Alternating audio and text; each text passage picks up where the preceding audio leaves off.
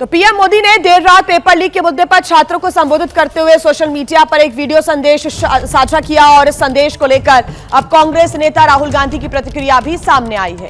Paper leak मामले पर PM Modi के वीडियो संदेश पर कांग्रेस नेता राहुल गांधी ने जोरदार हमला बोला है। राहुल गांधी ने पीएम मोदी के इस वीडियो को महज लीपापोती करार देते हुए कहा कि आधी रात के संदेश से छात्रों की समझ का अपमान न किया जाए। राहुल गांधी ने सीधे प्रधानमंत्री के सामने 3 बड़ी शर्तें रख दी हैं, जिसमें शिक्षा मंत्री धर्मेंद्र प्रधान को तुरंत बर्खास्त किए जाने की भी मांग शामिल है।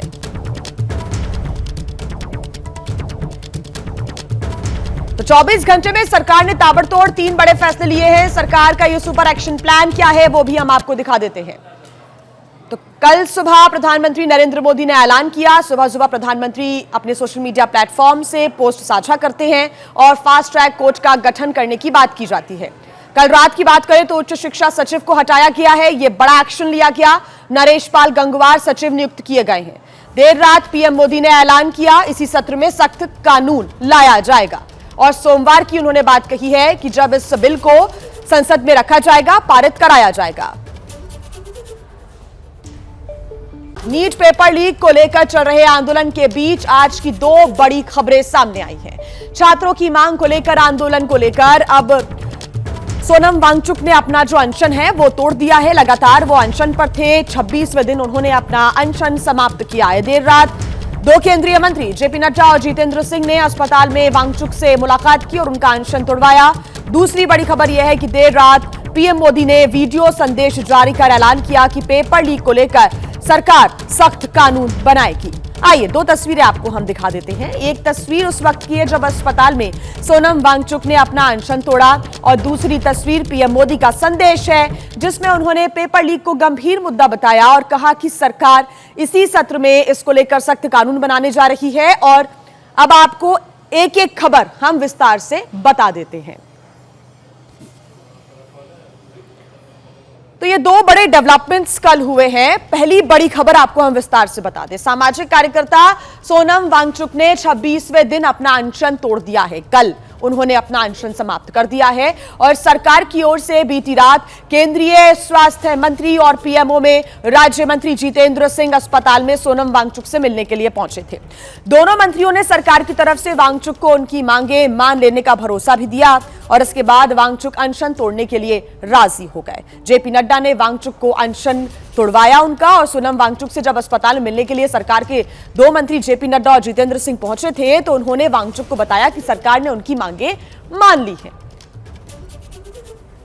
Statement from the government side, government is positive on not registering cases against those protesting peacefully at Jantar Mantar in Delhi and those participating in the march to the Parliament on July 20, 2026. The government has already assured threadbare discussions to find solutions to paper leaks and educational reforms for exams in the Parliament. Besides, the government is also positively considering suitable compensations for the suicide victims of recent NEET paper leaks.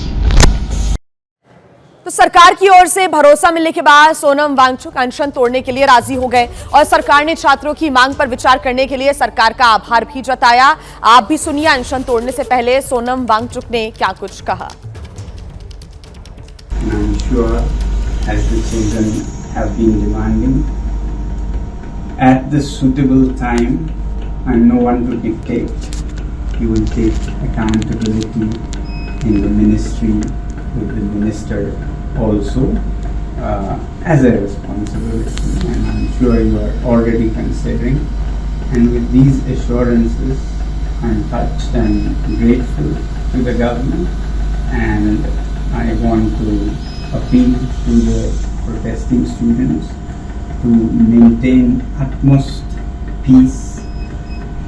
To express their feelings is a legitimate thing, but I do not approve violence of any kind and allowing any antisocial elements to take advantage of this is not acceptable to me. It should be a genuine demand by genuinely concerned people, in this case youngsters. So with that being fulfilled, I'm grateful and I'll be happy to break my fast. तो सोनम वांगचुक के अनशन तोड़ने के बाद PM Modi ने उनके अच्छे स्वास्थ्य की कामना की है। प्रधानमंत्री नरेंद्र मोदी ने कहा है कि मैं सोनम जी से यह आग्रह करता हूं कि वो डॉक्टर्स की सलाह के अनुसार अपनी दिनचर्या रखें और जल्द से जल्द अपना पुराना वजन एक बार फिर से प्राप्त करें। मैं प्रभु से प्रार्थना करता हूं कि सोनम जी स्वस्थ रहें। अनशन तोड़ने के बाद प्रधानमंत्री ने सोशल मीडिया पर यह पोस्ट किया और संदेश दिया। तो देखिए सोनम वांगचुक का जो अनशन, उसकी पूरी टाइमलाइन आपके सामने आप देख सकते हैं कि यहां पर 28 जून को जंतर मंतर पर उनका अनशन शुरू हुआ। 23 जुलाई मेदांता अस्पताल में उनको शिफ्ट किया गया और अनशन उन्होंने कल तोड़ दिया। ये बड़े डेवलपमेंट्स कल हुए हैं और लगातार उनके स्वास्थ्य पर लगातार डॉक्टर्स की भी निगरानी थी और जेपी नड्डा, जितेंद्र सिंह ने पहले भी उनसे मुलाकात की थी और कल फाइनली जब मुलाकात हुई, मांगे उनकी मानी गई और अनशन सोनम वांगचुक ने समाप्त कर दिया। पिछले 26 दिनों से वो भूख हड़ताल पर बैठे हुए थे और अपना अनशन अब उन्होंने खत्म कर दिया है। इस खबर के सामने आते ही जंतर मंतर पर प्रदर्शनकारियों की खुशी का ठिकाना नहीं रहा, क्योंकि जो प्रदर्शनकारी हैं, जो सीजेपी समर्थक हैं, छात्र हैं, वो लगातार ये मांग कर रहे थे और इस अनशन के खत्म होने के बाद ढोल नगाड़ों के साथ जमकर डांस किया गया, जश्न मनाया गया छात्रों की तरफ से, सीजेपी के जो समर्थक हैं उनकी तरफ से। हालांकि वांगचुक का अनशन भले खत्म हो गया हो, लेकिन प्रदर्शनकारियों का यह साफ कहना है कि जब तक उनकी मांगे पूरी नहीं हो जाती, जंतर मंतर पर उनका धरना ऐसे ही जारी रहने वाला है। सीजेपी ने देश भर में आज प्रदर्शन का ऐलान किया है और पार्टी ने जिलों और शहरों में शांतिपूर्ण तरीके से इकट्ठा होकर प्रदर्शन की अपील की है।